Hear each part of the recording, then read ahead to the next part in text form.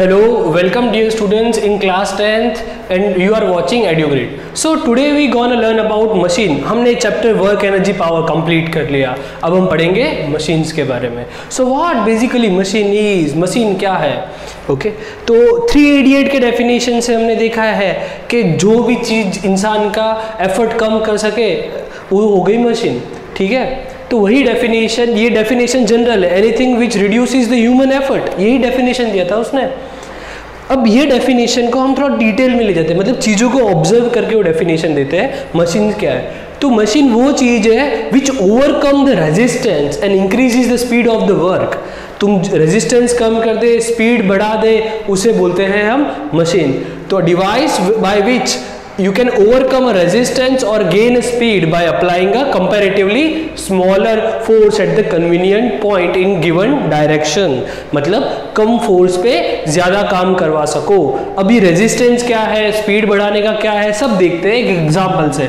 Example लेते हैं machine का एक सीसो, ये लीवर टाइप का एग्जाम्पल, ये भी समझाएंगे हम तुमको. ओके, जब सीसो जैसा ही है, हमको यहाँ पे वेट उठाना है. ठीक है, तो सबसे पहले हम देखेंगे रेजिस्टेंस क्या होता है. ओके, अब ये जो चीज़ है, इस चीज़ का भी तो वजन होगा, ये मशीन का, ये सीसो इसका खुद का ही वजन होगा.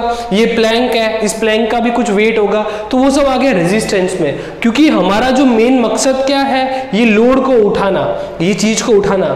ठीक है, और यहाँ पे हम लगाएंगे एफर्ट. एक बात बताओ, जितना ये प्लैंक बड़ा होगा उतना एफर्ट कम लगेगा. क्यों? परपेंडिकुलर डिस्टेंस बढ़ गया, force into perpendicular distance torque होता है, तो टॉर्क बढ़ गया या वर्क बढ़ गया, तो क्या होगा, वो इजीली उठ जाएगा. हमने एग्जांपल भी देखा है, बहुत बड़ी चट्टानें उठानी होती है तो what we used to do, एक बड़ी सी रॉड लेकर आते हैं, फिर हम टर्न करते, तो वो पूरी की पूरी चीज़ मूव हो जाती है. इतनी भारी चीज, तो देखा हमने पहाड़ जैसी चीज को भी हिला दिया. रीजन, एग्जांपल दूसरा देखना हो तो हाइड्रोलिक जैक, हम कितना कम फोर्स देते, एकदम लाइटली, और पूरी की पूरी कार लिफ्ट कर देते. ठीक है, तो क्या हो गया, which overcome the resistance and increase the speed of work by applying a comparatively smaller force, कम फोर्स लगाकर. ठीक है बच्चों, चलो अब मैं बात करूंगा काइंड्स ऑफ मशीन. सर हमने समझ तो लिया भाई मशीन क्या होता है, कि भाई रेजिस्टेंस कम करे वो, बट अब कितने टाइप की मशीन्स होती है? तो जनरली दो टाइप की मशीन्स है.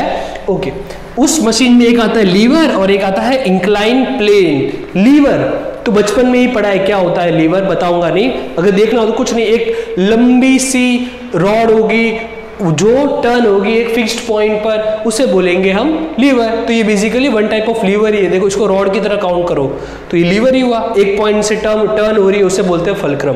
तो लीवर, और दूसरा आता है इंक्लाइन प्लेन. अब इंक्लाइन प्लेन देखना हो तुमको, ठीक है, तो जनरली ये चीज कैसा होता है कि वेट उठाने के लिए या कुछ इंस्ट्रूमेंट बनाने के लिए जो बहुत शार्प हो, एग्जाम्पल अपना नाइफ को देखोगे तो ऐसा होता है,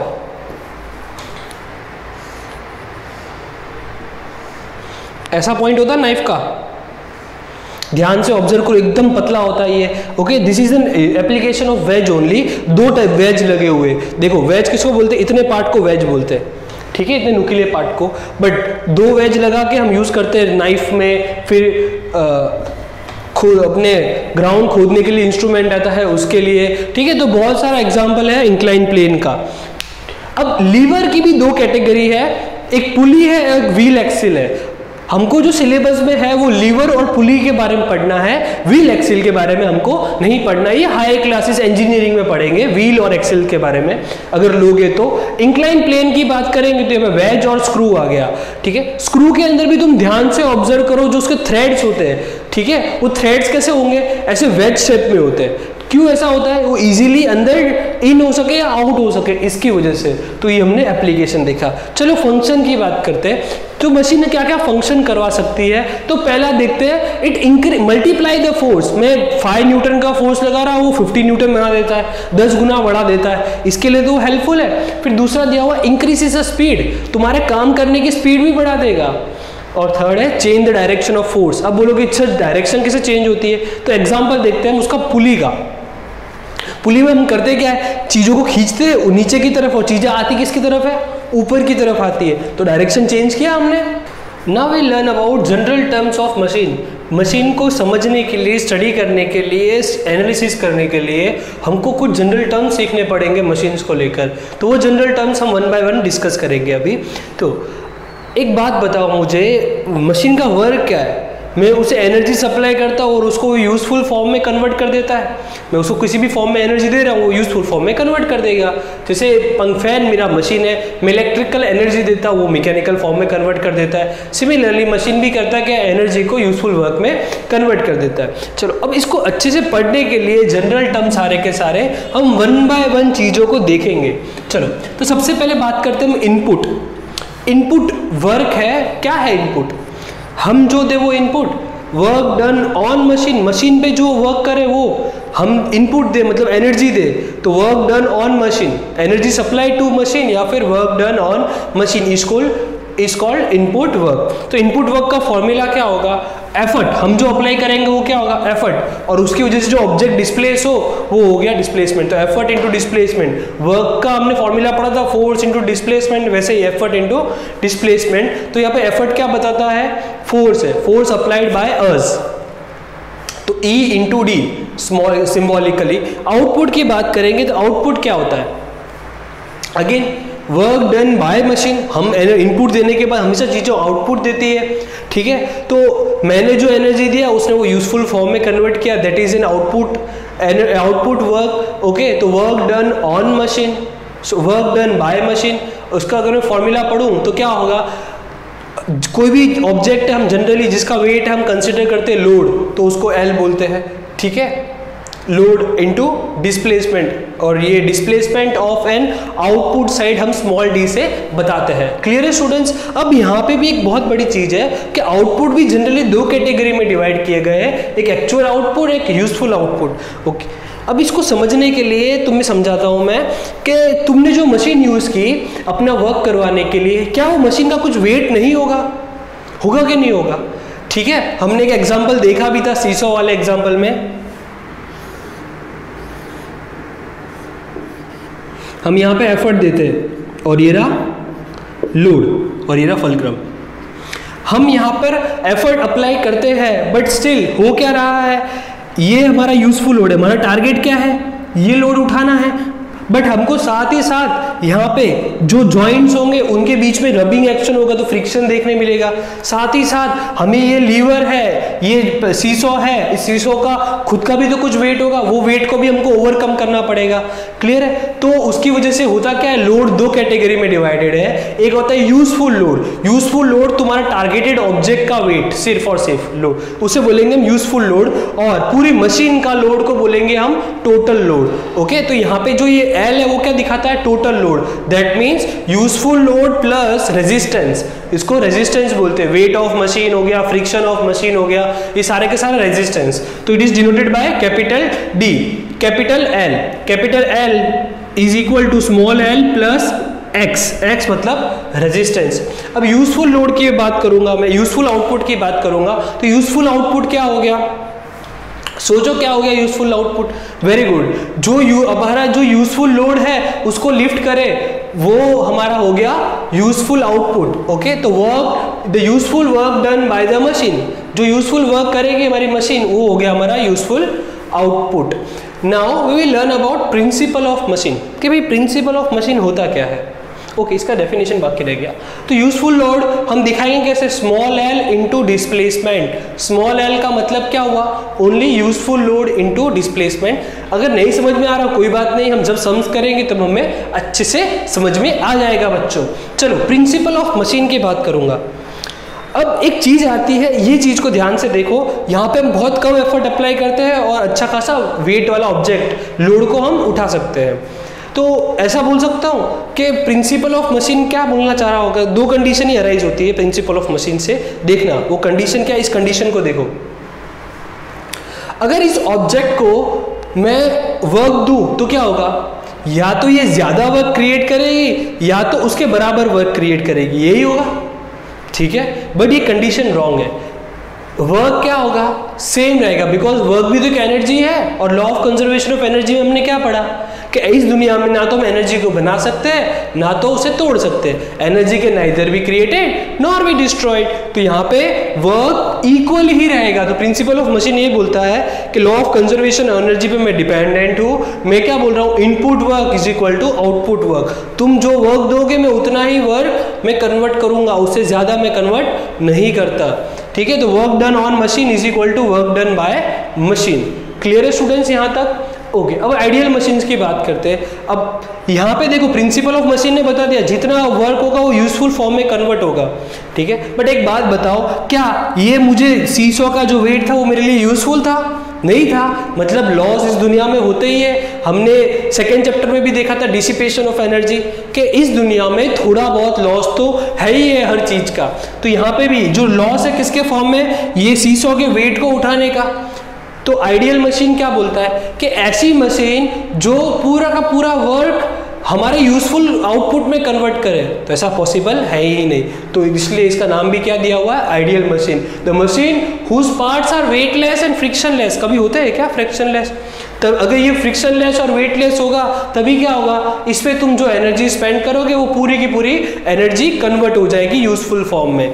ओके, अब यहाँ पे एक नोट बताया गया है कि तुम आइडियल मशीन इस दुनिया में तो है नहीं, बट अगर मैं ऐसा देखूं कि ये रेजिस्टेंस और जो फ्रिक्शन है वेट है ऑब्जेक्ट का मशीन का, अगर मैं उसको यूजफुल लोड में काउंट करूं, पहले तो मैं क्या कर रहा था, यूजफुल लोड सिर्फ इसको ही काउंट कर रहा था। अगर मैं पूरे को यूजफुल लोड में काउंट करूं तो तब तो मैं बोल सकता हूं कि ये आइडियल मशीन, हर मशीन आइडियल मशीन है। तो नोट में लिखा गया है स्टूडेंट्स। ठीक है, मैकेनिकल एडवांटेज के बारे में देखेंगे। देखो नाम से ही हमको पता है mechanical advantage, it shows the advantage of a machine. ये एक जरिया है जो तुम्हें एडवांटेज बता सकता है। अब एडवांटेज का मतलब क्या समझे मशीन से? एडवांटेज यही होगा कि कम फोर्स लगाने पे ज्यादा काम हो, मतलब कम इनपुट देने पे ज्यादा आउटपुट मिले। ठीक है, ऐसा या मतलब देखो हमको पता है इनपुट आउटपुट तो सेम ही रहने वाला है and law of conservation of energy के हिसाब से, तो बट ये बोल सकता हूं कम एफर्ट पे ज्यादा आउटपुट मिले, एफर्ट कम आउटपुट ज्यादा। ठीक है, मैं ये चीज बोल रहा हूं। चलो, तो मैकेनिकल एडवांटेज जनरली है क्या? It is ratio of load to effort. Load और एफर्ट का रेशियो है। अब मैंने तुमको बताया था कि लोड 2 टाइप्स के होते हैं, एक यूजफुल लोड, एक total load.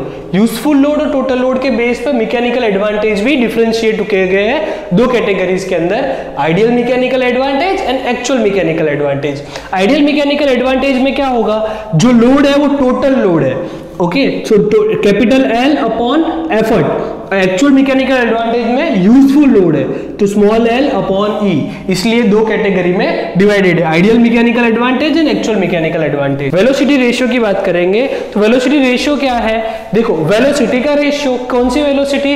Velocity of effort and velocity of load, ये दोनों का रेशियो है, ये velocity ratio. So ratio of velocity of effort applied on a machine to the velocity at which the load moves, तो ये हो गया। तो अब इसको हम डिराइव करते हैं, तो वेलोसिटी एफर्ट, तो ऐसा लिख सकता हूं डिस्प्लेसमेंट साइड का जो एफर्ट साइड का जो डिस्प्लेसमेंट था वो कैपिटल डी, लोड साइड का जो डिस्प्लेसमेंट था वो स्मॉल डी। तो speed is equal to distance upon time, तो capital D upon small d upon t, t t cancel, so what we get capital D upon small d. That means velocity ratio क्या है? Displacement on effort side to the displacement on load side, उसका ratio है।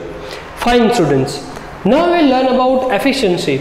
चलो वापस मैं वही discuss करूंगा। हमको पता है आउटपुट हमेशा कम ही आता है, जितना हम अप्लाई करते हैं उससे कम ही आता है। क्यों? क्योंकि हमको रेजिस्टेंस भी ओवरकम करना है, लॉस है वहां पर।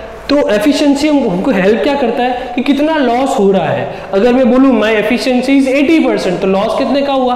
20% का लॉस हो गया। तो एफिशिएंसी हमें ये शो करता है। तो एफिशिएंसी कैसे निकालेंगे? यूजफुल आउटपुट अपॉन इनपुट का रेशियो है, ये हो गया एफिशिएंसी। इसको सिंबल से दिखाते हैं हम ईटा से, तो eta is equal to output upon input. चलो अब हम एक रिलेशन डिराइव करते हैं, that relation shows between efficiency, mechanical advantage and velocity ratio. अब देखते हैं कैसे।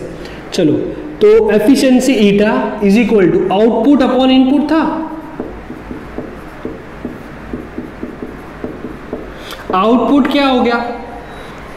एफर्ट इनटू डिस्प्लेसमेंट, इनपुट क्या हो गया? सॉरी, आउटपुट हो गया लोड इनटू डिस्प्लेसमेंट और इनपुट क्या हो गया? Effort into displacement, capital D. इसको मैं अलग कर देता हूं तो L upon E into D upon D, small d upon capital D। अब लोड अपॉन एफर्ट तो हमने देखा था मैकेनिकल एडवांटेज, और ओके तो ये L अपॉन E हो गया मैकेनिकल एडवांटेज, और D अपॉन कैपिटल D। तो देखो वेलोसिटी रेशियो क्या था, capital D upon small d, ये तो इसका उल्टा है, तो ये इसको मैं ऐसा लिख सकता हूँ, ये हो गया मैकेनिकल एडवांटेज और ये हो गया इनवर्स ऑफ वेलोसिटी रेशियो। तो efficiency is equal to mechanical advantage upon velocity ratio. Now we have to derive the relationship between IMA VR and for the perfect machine. अब परफेक्ट मशीन के लिए मुझे पता है input is equal to output, and input formula is load into displacement, effort into displacement. तो मैं effort को इस साइड ले गया तो क्या हो गया, लोड अपॉन एफर्ट, और ये हो गया capital D upon small d। अब load upon effort capital L है, तो ये क्या हो गया, आइडियल मैकेनिकल एडवांटेज, कि कैपिटल L अगर स्मॉल होता तो क्या लिखता, एक्चुअल मैकेनिकल एडवांटेज, बट यहाँ पे कैपिटल L है, इसलिए ideal mechanical advantage is equal to velocity ratio, that is a condition number 1। चलो अब मुझे इसी फॉर्मूला को हम आगे ले जाते हैं। इस कैपिटल L को मैं ऐसा लिख सकता हूँ, स्मॉल l प्लस x, मतलब useful load plus resistance, useful load plus resistance is equal to velocity ratio. ठीक है, चलो तो इसको मैं और सेपरेट कर दिया, तो L upon small l upon effort plus x upon effort is equal to VR। अब देखो स्मॉल l अपॉन E तो क्या हो गया, actual mechanical advantage plus x upon E is equal to VR। My target is to find here the value of x को find करना है, तो हम x को सब्जेक्ट बनाएंगे, तो ये A में उस साइड चला गया, तो x by E is equal to velocity ratio minus actual mechanical advantage. अब ये E ऊपर गया तो क्या हो गया, E into VR minus AMA, and I know that यहाँ से मैंने डिराइव किया था that actual ideal mechanical advantage that is IMA is equal to velocity ratio. तो यहाँ पे मैं VR की जगह IMA लिख दूं, तो ये मैंने डिराइव कर दिया।